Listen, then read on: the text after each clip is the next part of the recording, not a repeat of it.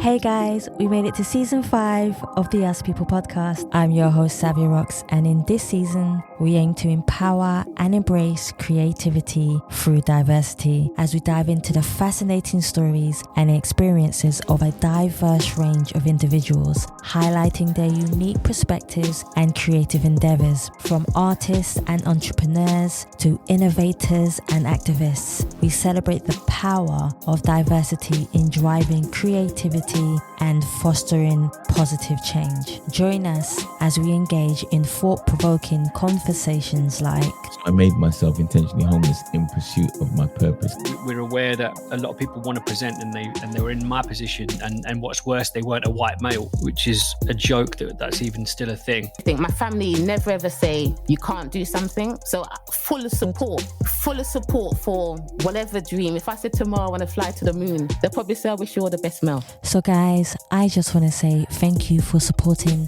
the Us People podcast for the past 5 years, and we look forward to sharing another new theme song with you. Let's go. Hi, my name is Daniele Hadi-Irandoost, and I'm an author and a history teacher. You're listening to the Us People podcast with Savia Rocks, airing every Tuesday.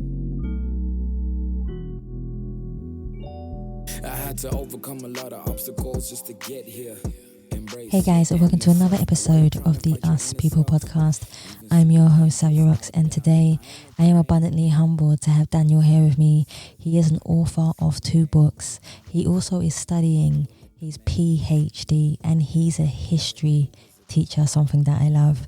Daniel, I want to thank you so much for taking your time to come on the Us People show. How are you? Oh, Savia, first of all, hello. Thank you so much for inviting me to speak on your podcast show. It's an honor to be able to share my insights and, experience with your audience. I appreciate the opportunity. And I'm looking forward to it. Yeah, definitely. Me too. So, Daniel, my first question for you is, could you tell us a bit about yourself, but also where you grew up and how that influenced you to be the person who you are today? Wow. So I was born in Romania. My father is actually Iranian. My mother is Romanian. And I moved to Iran when I was about 5 or 4. Okay. And I lived there for about 10 years, and I moved here in 2010. And, I did my GCSE and A-levels, and I've lived here since then. So, it's been that was a very difficult time, when we moved here. And, I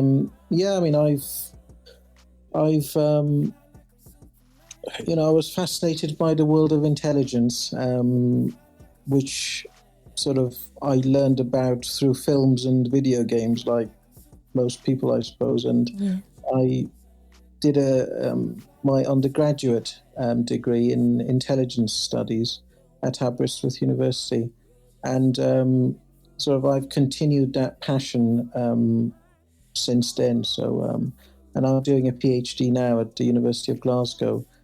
But I'm also a history teacher, so that's another thing that I've done. But I don't know. It's I think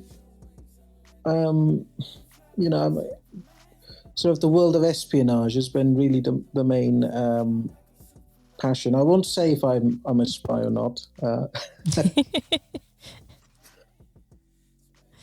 No, I totally understand. So that makes perfect sense to me. So, Daniel, my next question for you, which kind of goes a lot deeper into who you are as a person, for the audience to understand who you are and how you creatively and fundamentally articulate yourself.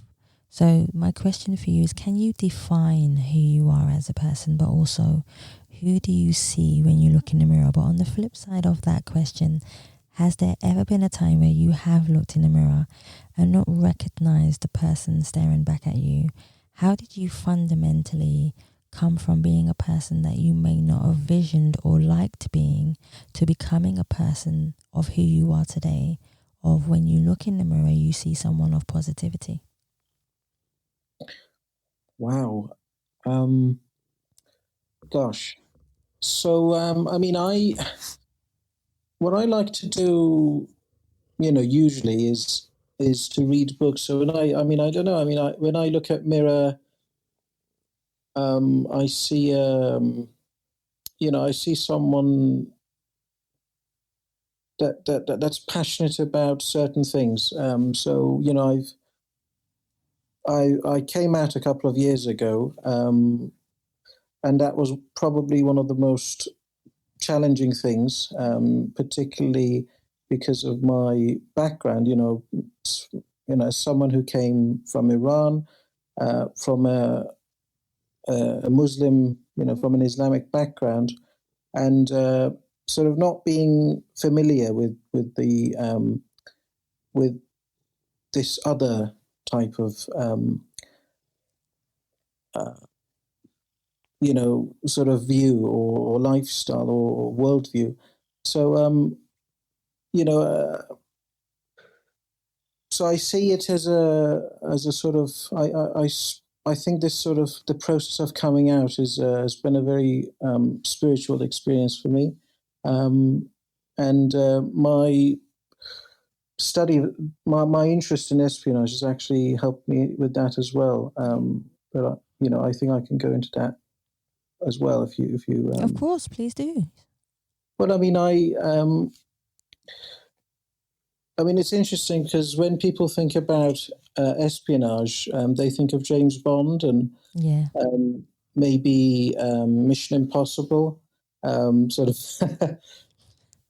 these sort of fast cars and sort of traveling the world and, guns and shooting and that sort of thing. But there was a film or a TV series in the 60s called The Prisoner. It's it's got a cult following, and in this old TV show, there's a guy who's a retired British secret agent, and he gets knocked out and wakes up on a place called the Village, and it's hinted that the person or the organization that gasses him basically is the agency, the intelligence agency that he was working for, and he can't leave because he's a prisoner, and everyone in the village has to follow rules and have numbers, and there's some guy named Number One who's in charge, but no one knows who he is. So the protagonist, who's nameless throughout the series, is called Number Six, and he's okay with it at the start. Sort of, he goes round. He's trying to understand what's happening, and but he starts rebelling against the rules of the village. And Number Two, who's in charge of the village, and he tries to escape a couple of times. And throughout the series, we follow Number Six basically, and see what he does to try and be his own person again, and what does it mean to be a person anyway. And so this whole TV series is really about finding oneself, and so. From the beginning, when the village is introduced, and to the end, Number Six is at the end he discovers his true identity.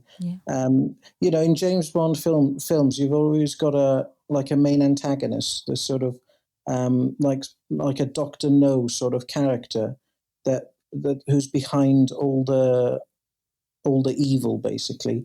But in this TV series, Number One is actually the protagonist. He doesn't know that he's actually his own enemy, if you like.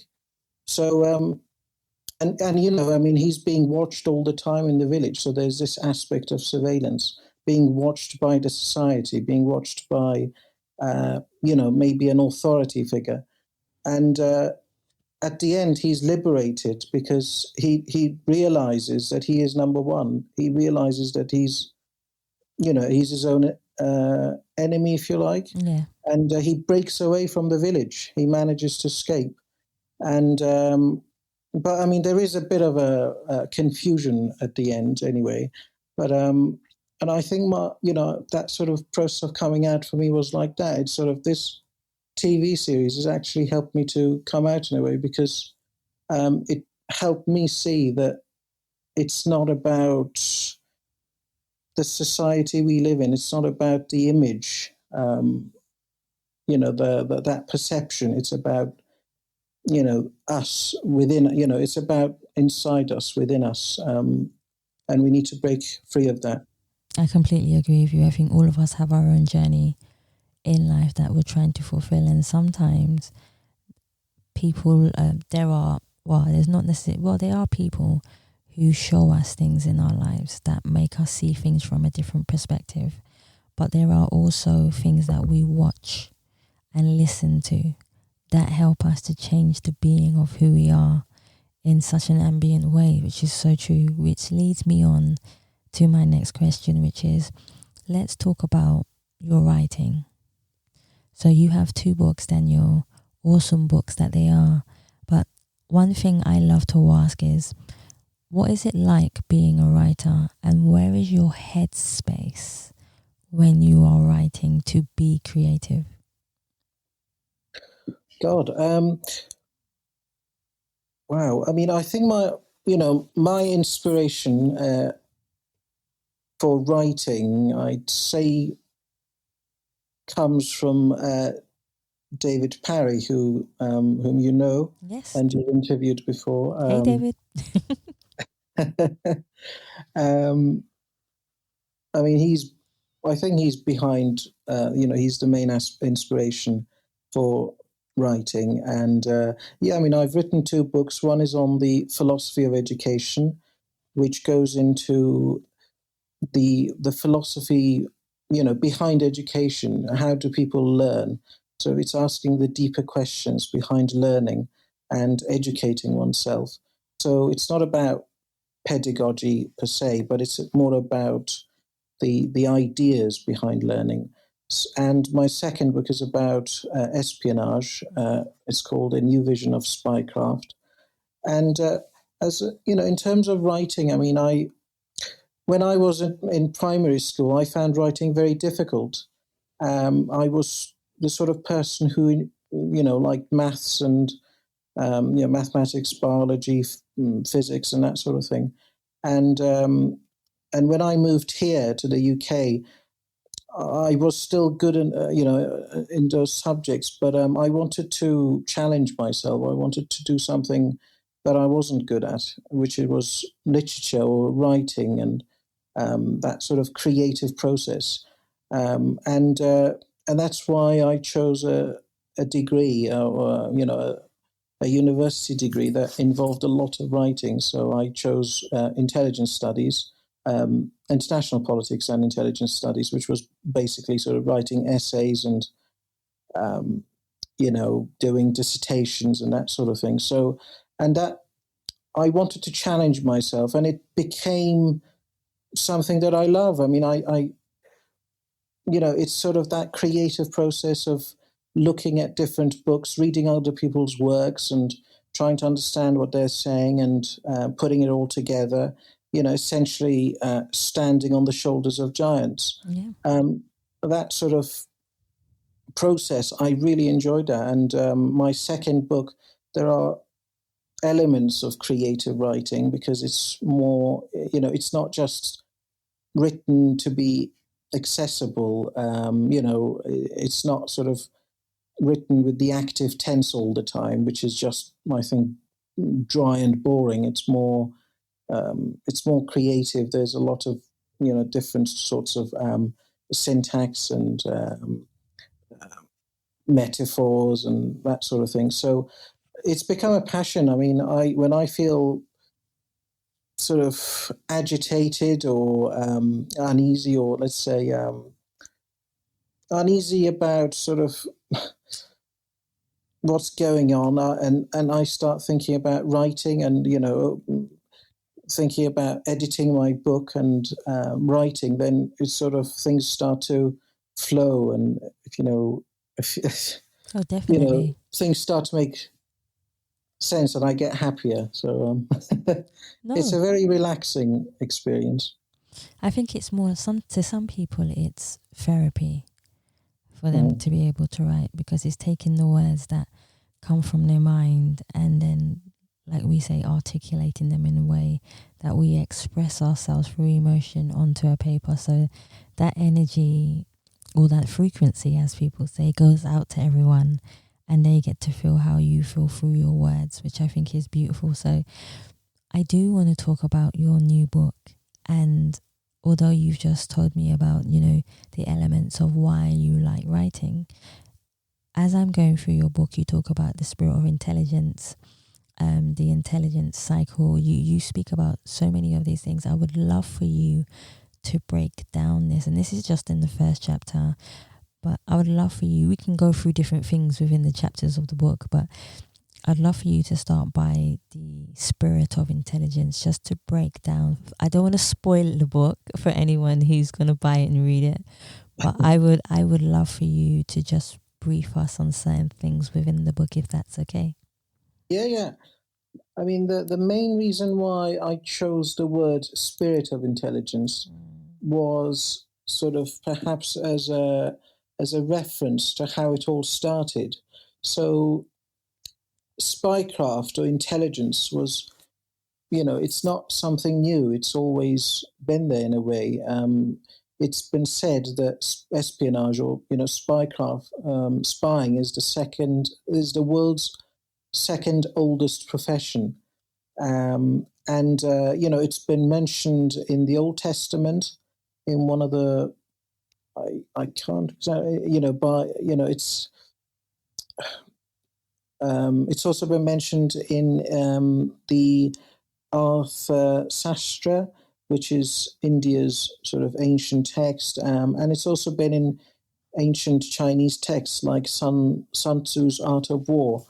And so really I mentioned that because these texts, they've all got spiritual elements in them. So, the book by Sun Tzu, The Art of War, Yes. It's a very popular book amongst intelligence professionals for a few reasons. Because one is because it's a very concise book. It tells, it gives principles and ideas about how the strategist needs to defeat his or her enemy. And Sun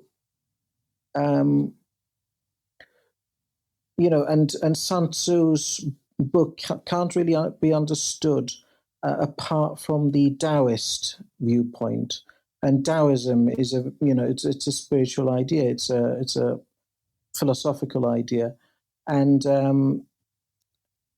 that's basically the reason why I chose the word spirit. Because intelligence got such a long history to it, and it goes back to that period. That is definitely true. So you also talk about, well, I'm just going to jump from chapter to chapter because I don't want everyone to know so much about the book that I want them to literally go and buy the book. Guys, go and buy the book. So we talk about the process of the intelligence and the process of psychology, and there are so many things to consider with that. Even when I was reading it, I was like blown away because everyone has their opinion, but you also have your studies and everything that you do. Can we break down, your study of writing this book? The process of writing? Yeah, the process of it, yeah. Well, I mean, intelligence wasn't a topic of discussion in the academic world for about... That's very true, yeah. And it came up about 100 years ago, just around the First World War. So the rise of modern intelligence services was just starting then, and it started with the rapid advancement of armaments technology, and sort of bureaucratic organizations, and and these situations led to the use of systematic information gathering by spies, basically. Yes. So in terms of writing it, I mean, the essays in my second book, they come from essays that I did for my undergraduate and postgraduate degrees for my master's at Aberystwyth University. And Aberystwyth University is probably one of the first universities that had a formal course on intelligence studies. And, I mean, those essays have been heavily edited, and sort of they've been carefully referenced and researched. So, there's a lot of academic references, but it's also, I've tried to make sure that it's accessible, that it's not dry and boring like most academic books. Oh. So, yeah. No, that makes perfect sense. When it comes to research and science and all these things that bring out history as well, a question that I do want to ask you, in your opinion, how has scientific research contributed to the advancement or the advancement in, it could be anything, in especially within a security or digital security, or because your book has a lot to do with security, and even your front cover, it tells a story by itself. And I know I've had this conversation with so many people about a similar concept and a similar viewpoint. What made you decide, number one, on the cover, but also, in your opinion, how do you believe that scientific research contributes to society as security within the world, digital security or any form of security, to help motivate an impactful change to overcome and make people see things from a different point of view? That's a great question. I'll start with the book cover. So that book cover was designed by my publisher, Gwendolyn Taunton, who's based in Australia. And, the idea is that we're being watched all the time. So it's a reference to privacy and surveillance. Yes. People these days are constantly being watched. So privacy isn't really a thing, nowadays. It's the new normal is being surveilled everywhere. Yes. Even, when you're just hanging out with friends, in a way, it's like we're in a reality TV show and we can't turn it off. And social media is a huge part of this problem. Massive. And we willingly give away our personal information to websites and apps that are just trying to sell us stuff all the time. It's not just social media, though. I mean, everywhere we go, there are cameras watching us. And, it's crazy. Some schools even make their students wear radio chips so they can be tracked. Billionaires are funding projects to monitor people's attentiveness using biometric bracelets. So that's correct. Yeah. It's it's so and we know the internet is a powerful tool. At the same time, Edward Snowden in 2013, revealed that companies like Microsoft and Google, Facebook, Apple, they can track our move and location and store that information in their databases. And it's scary to think that, we're being monitored all the time. And, I mean, our DNA can be taken and stored by the state. Yes, that's true. And it's, there's always that sort of electronic version of ourselves exists in cyberspace. And and it's really owned by big corporations who use it for commercial purposes. There's a book recently written by Shoshana Zuboff. It's called The Age of Surveillance Capitalism. And it's probably one of the best books I've read recently about, the history of big corporations. And, she interviews and lots of sort of very important people who've been involved in this whole surveillance capitalist thing. It's about Skinnerian behaviorism. So it shows how Google is using it to exploit what's called behavioral surplus of people. And, that's a fancy way of saying that they're, trying to control people's behavior using technology. So, to come to your second question about science. So I think science is really at the core of this whole, this new brave world, if you like, of being watched all the time, of sharing personal information, and Facebook encouraging people to share their thoughts and experiences with others, by posting updates and photos and videos. And,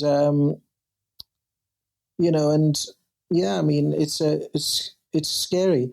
And, it's not just about sharing, but it's also about surveillance all the time. And I think behind that is really profit making, about making money out of data. There are people who make millions off sharing data. As we've seen, I don't know if you've seen the new what's at the moment with TikTok and so on and so forth, and sharing data. And there's been so many Facebook, like you said as well. And there's so many things that have been happening with sharing data, even to a point where, apparently cameras in your phone can detect your dilation within your pupils. And there's so many different concepts. I'm sure you know a lot more than I do on this subject, but it's becoming, there's a lot I can say on it, but it's becoming a lot. And I think we as humans are losing communication between each other because we're paying more attention to technology and digital devices rather than showing our emotions towards each other as humans. But that's just my concept on it, because I love being able to have a conversation with people. But at the same time, technology does have its advantages, i.e., for example, us having this conversation and being able to have conversations like this. So I think one of the things that I do believe in life is having a really open mind, but also knowing that, hoping one day there'll be a revolution to things where things will change. Mm-hmm. Yeah. I mean, there was a study a couple of years ago of young Australians who showed that they were worried about privacy. Yeah. They were still sharing personal information on the internet, and they were, they think giving up some information is necessary to be part of the online community, and but really they don't know what to do. They're not sure how to sort of resist that sort of surveillance, how to stop the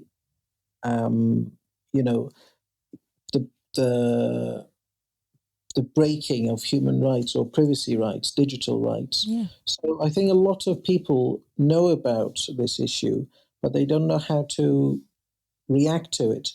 It's interesting because there are lots of a couple of years ago there was this trend of anti-surveillance camouflage and fashion, which I find very fascinating, because there was an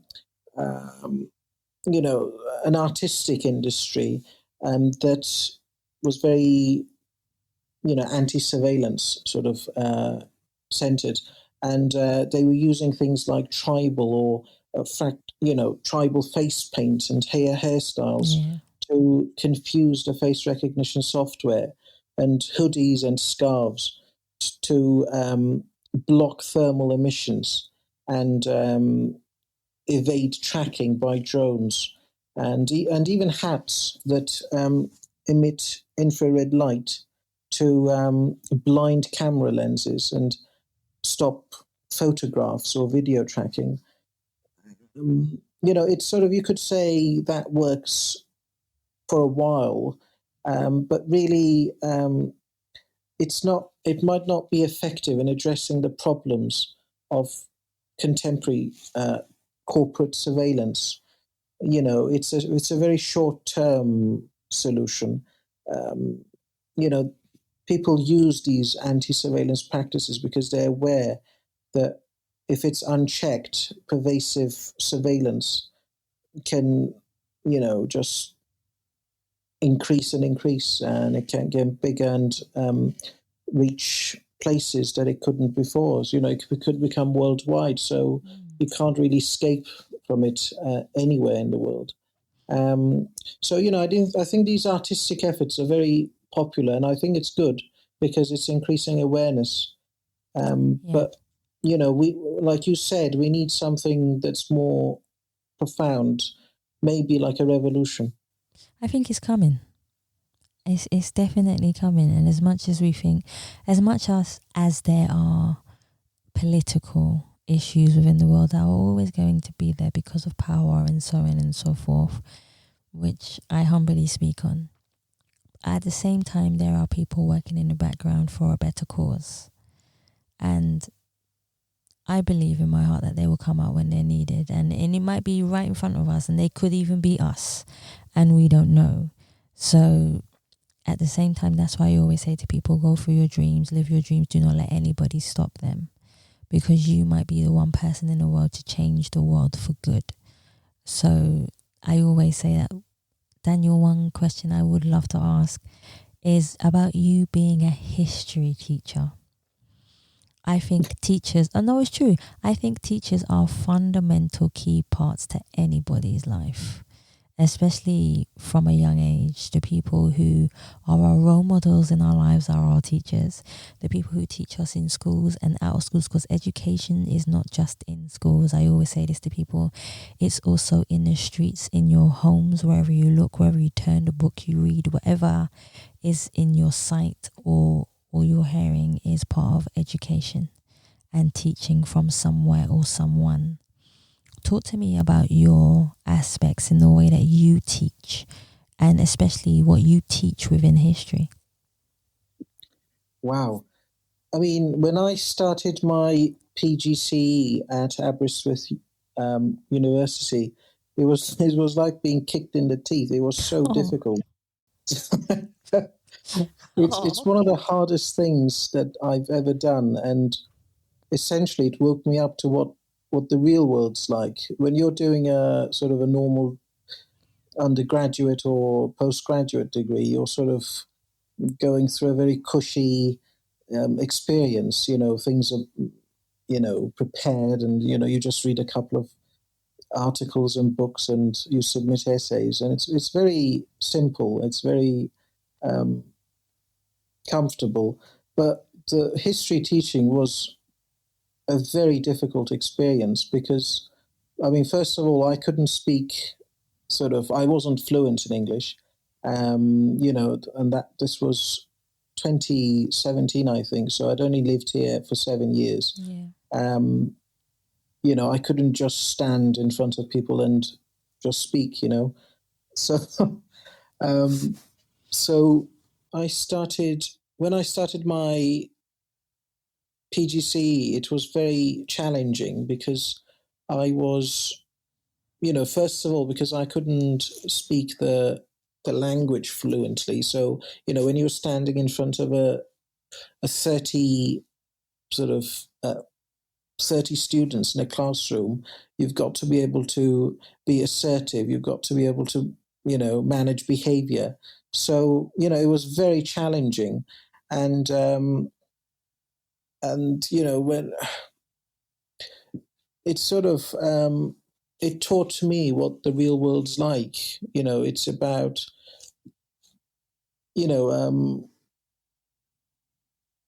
it's not that sort of cushy life that you experience in an undergraduate or a postgraduate course. And I chose history because I think it teaches people about how societies are made, about, power relations. So, in the UK, for example, in a history course, you learn about the Norman conquest of 1066, and our UK is basically a legacy of that period. So you've got the aristocracy, you've got the middle class, the upper middle class, and then you've got the sort of the working class, or back then what would have been known as the peasants. So we've still got elements of that, and history teaches students about that. So it's quite sad to know that history isn't as appreciated as it should be, because it teaches people about their life now, and it also helps people to navigate the now, to develop what's happening now, to stop bad things from from happening in the future. So Yeah, I completely agree with that. That does make a lot of sense. One thing I would love to ask you is, when someone picks up your books, Daniel, especially your new book, what would you like them to gain from reading your books? Well, I mean, I wrote my book as an introduction to intelligence. It's a very comprehensive book. So it starts with, it outlines intelligence, what intelligence is.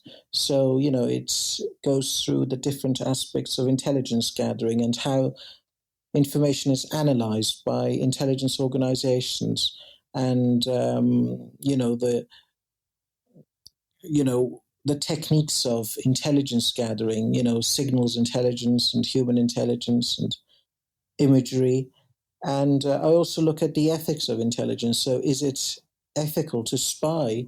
I specifically look at torture. I mean, torture is sometimes used as a information gathering technique by, intelligence agencies. I mean, the CIA, for example, is infamous for using torture, and they try to disguise that technique by saying it's enhanced interrogation. It's this sort of new Orwellian speak sort of thing. You disguise what unethical acts by using new terminology that's a bit neutral. So yeah, and I look at the legal aspects of cybercrime. So things like the dark web and what's happening in that sort of the hidden aspect of the internet. I also look at the oversight of intelligence, which is really something that democracies like the UK need to pay attention to, because intelligence can be abused. It can be used for, for the benefit of the elite as opposed to the people. It can be used for propaganda.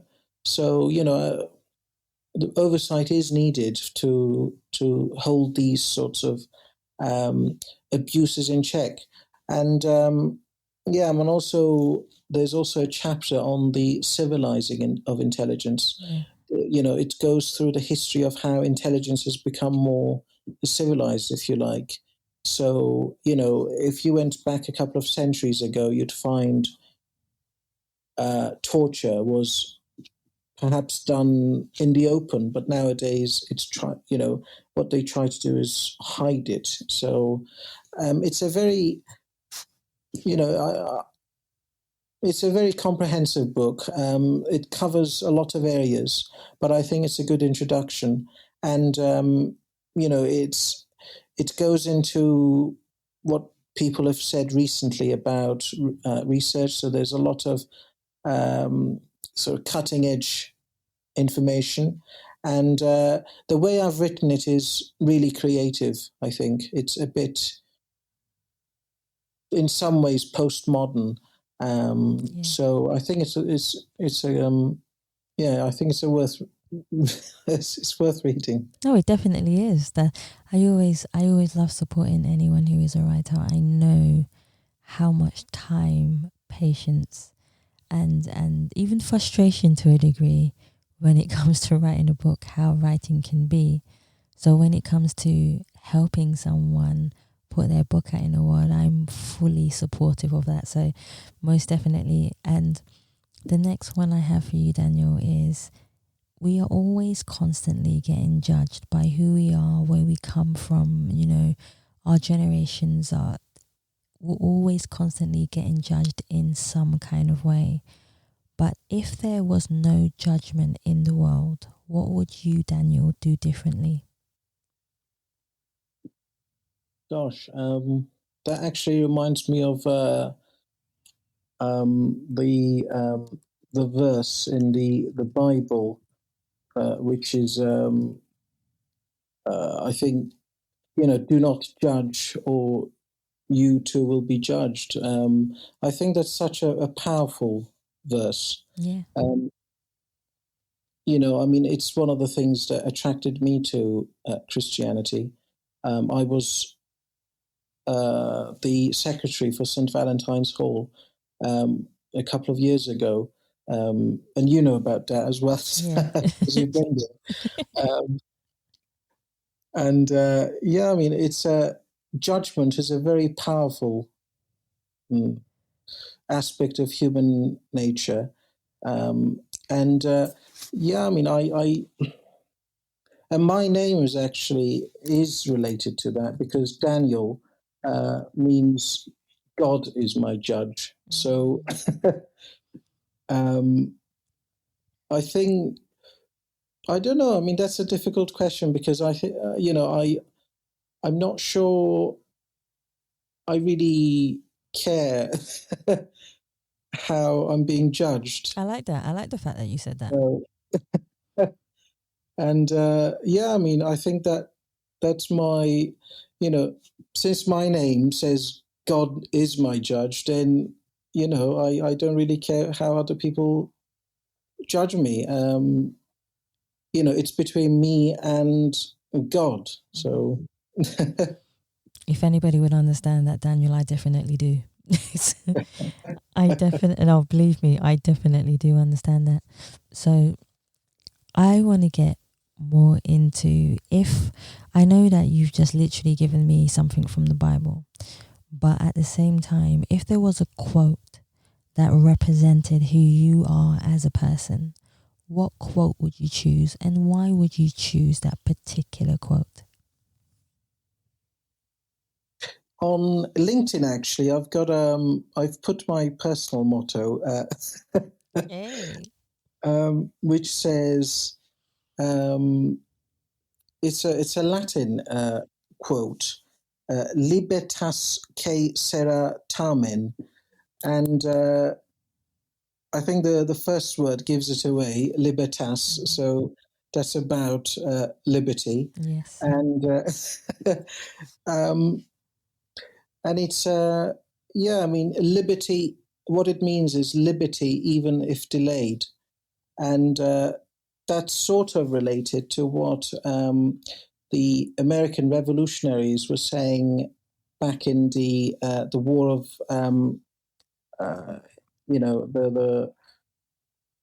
the American Revolutionary War, the American War of Independence. Yes.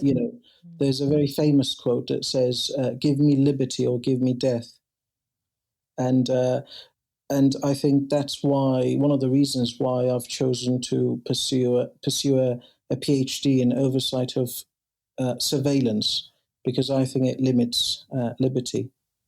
I like the way you answered that.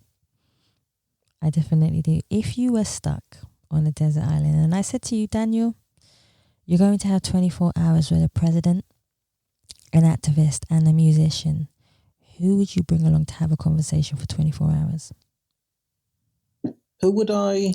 So if I leave you, so you're stuck on a desert island for 24 hours, and I said to you, Daniel, you're allowed to bring one president, one activist, and one musician to talk to for 24 hours. Who would you bring on the island? So the president would be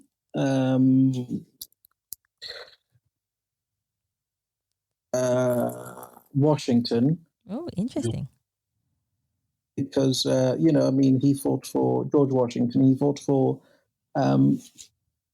he fought to break away from the clutches of the the aristocracy. So I think I'd go for him. And activists, probably Julian Assange. Okay, I get it. Because, the way he's been treated is just astonishing. I can't comprehend it. I think it was Chomsky who said that Julian Assange is like the Gramsci of nowadays, a journalist who's put in prison because he's tried to make the world a better place. So him, and for the musician, probably Mozart. Yeah, I don't know if you've seen the film on Mozart. I can't remember the name of the film. I think it's just called it's called Amadeus, and it was released in 1984, and it's such a powerful story. Mozart was a genius, really. If you listen to the stuff he composed when he was 13, it's just astonishing. I can't believe the mind he had, and the way he was treated towards the end of his life.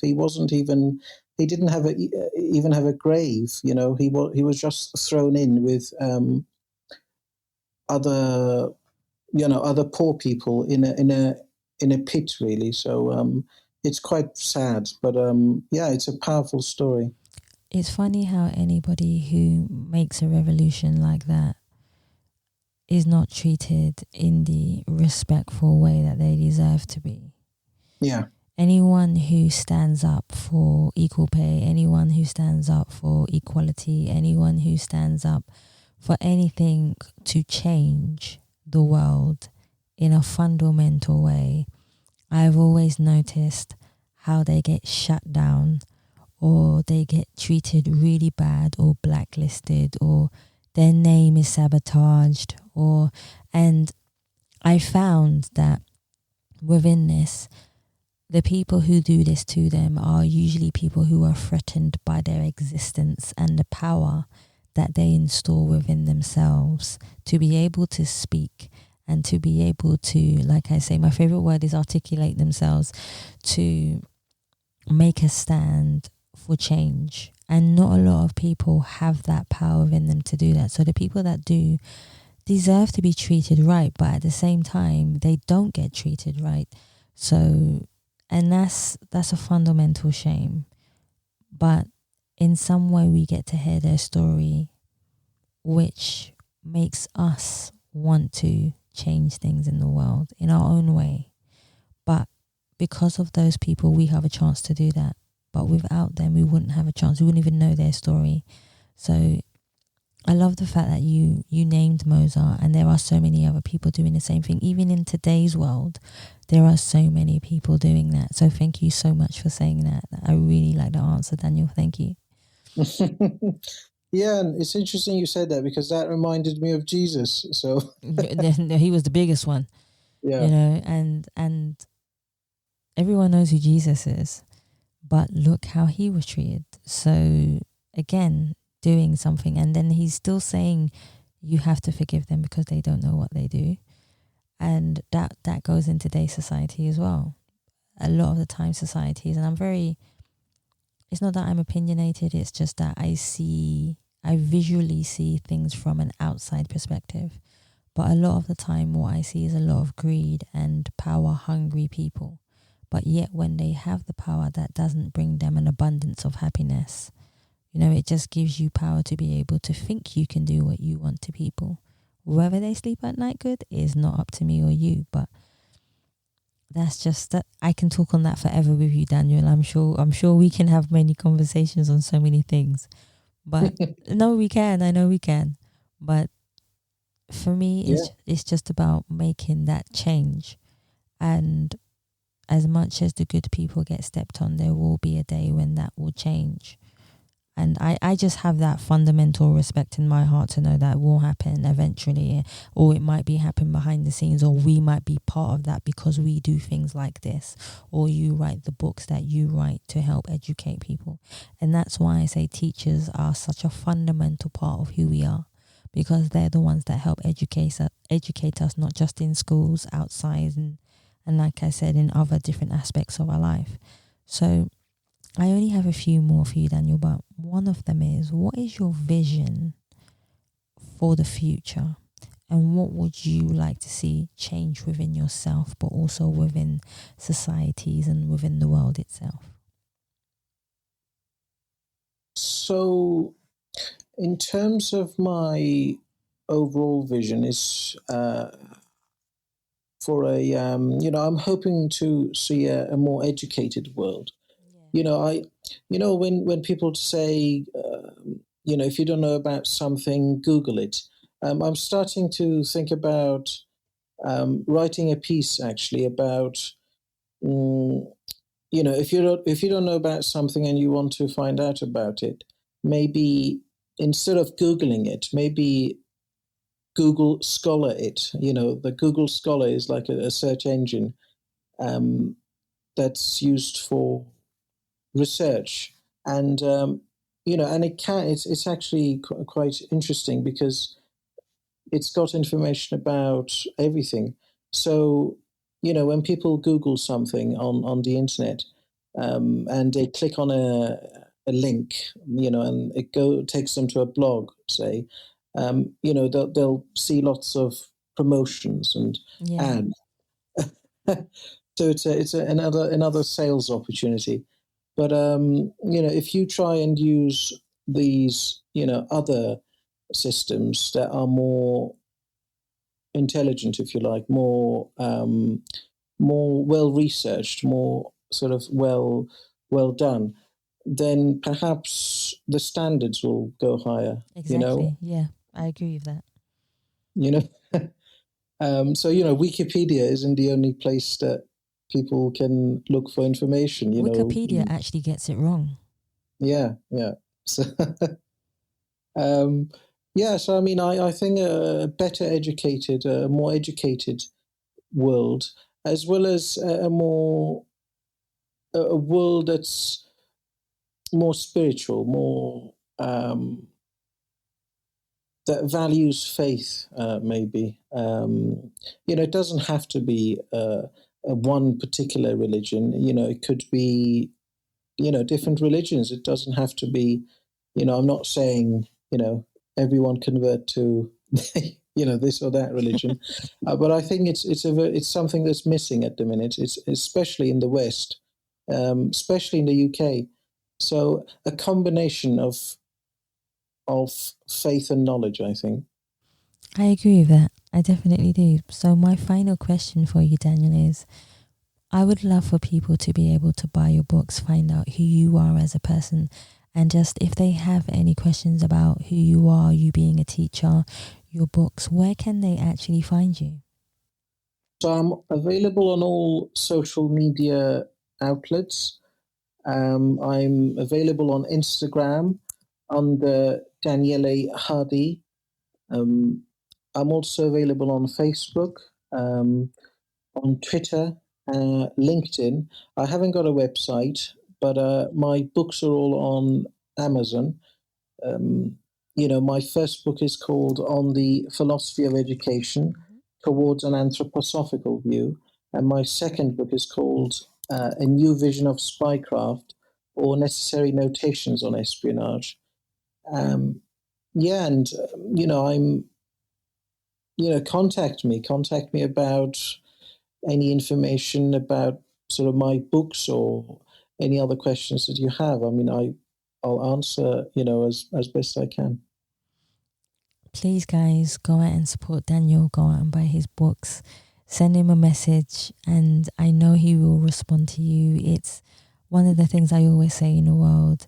The more we connect ourselves with people, the more knowledge we gain, and we're never too old or too young to have a conversation with someone and let them connect with us in a way and educate us and tell us something that we might just not know that might enhance our lives. So Daniel, this is where I say to you, thank you so much for taking your time to come on the Us People podcast, for showing us who you are, for introducing us to the history behind so many things that a lot of us lack within knowledge and education on, but also letting people see you as a kind, compassionate person and letting us know about your books. Thank you so much, Daniel, for coming on. Oh, thank you very much, Savia. I mean, I just wanted to express how impressed I am with your podcast show. The quality of your content, the caliber of your guests, and the professionalism of your team. They're truly outstanding. So, and your dedication to providing valuable insights and thought-provoking discussions is really a testament to your passion for your work. So, keep up the great work. Thank you so much, Daniel. I'm really humbled by that. Anytime someone gives me, as they say, a compliment, I actually go quite shy, regardless of how many years you've been doing something. I think humbleness is key, but also humbleness is a strength within us that I believe we also carry. So thank you so much, Daniel. Thank you. Guys, I want to thank you so much for listening to the Us People podcast, and please remember, you can subscribe and leave us a review on Spotify, iTunes, Google Play, and any other platform that you prefer listening to. Please also follow us on Facebook, Instagram, and Twitter. And you can also donate to the Us People podcast so we can help tell more inspirational stories from people all over the world. And you can do this on the Savia Rocks website, or you can do this on our brand new Us People podcast website, which is www.uspeoplepodcast.com. Guys, thank you so much for listening. Stay happy, stay positive, and as always, please continue to be kind to one another.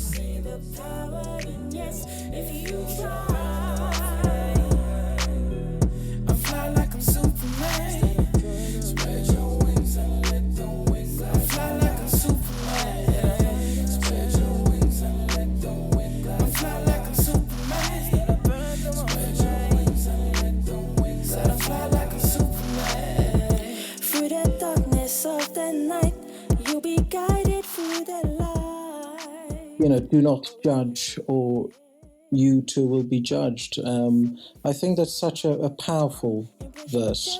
Just move on, so you can be free. Spread your wings and let the wind glide you high. We're just soaring through this journey, leaving fear far behind. Our hearts are filled with courage. You can win if you try. Redirect the yes to you. You'll see the power in yes if you try. I fly like I'm Superman. Spread your wings and let the wind glide. I fly like I'm Superman. Spread your wings and let the wind glide. I fly like I'm Superman. Spread your wings and let the wind glide. I fly like I'm Superman. Spread your wings and let the wind glide you high. We're just soaring through this journey, leaving fear far behind. Our hearts are filled with courage. You can win if you try. Redirect the yes to you. You'll see the power in yes.